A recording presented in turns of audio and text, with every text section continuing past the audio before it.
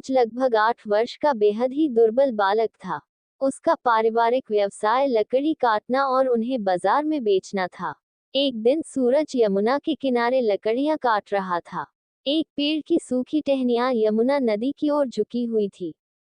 सूरज की एक एक विशेषता थी, वह हरे भरे टहनियों को नहीं काटता था। सूखी टहनी देखकर उसने सोचा क्यों ना आज इसे काटा जाए। तुरंत ही अपनी कुल्हाड़ी लेकर उस टहनी को काटने लगा। क्योंकि वह टहनी यमुना नदी में झुकी हुई थी, अंतिम प्रहार से वह टहनी टूटकर नदी में गिर गई।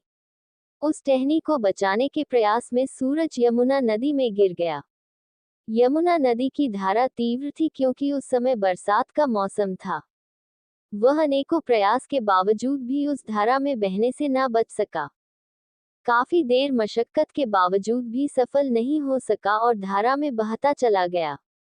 उसने अपने इस कठिन क्षणों में अपने आराध्य श्री कृष्ण को मदद के लिए पुकारा।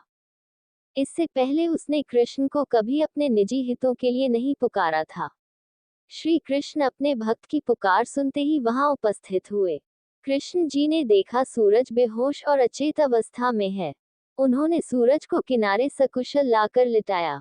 सूरज को यह एहसास था कि उसे किसी ने बीच नदी से उठाकर किनारे पर लाया और उसकी देखरेख की। नींद खुला तो वहां कोई मौजूद नहीं था। उसने अपने पास मोरपंख देखा तो जान गया उसके प्रभु उसकी रक्षा के लिए आए थे। वह सकुशल बच गया था।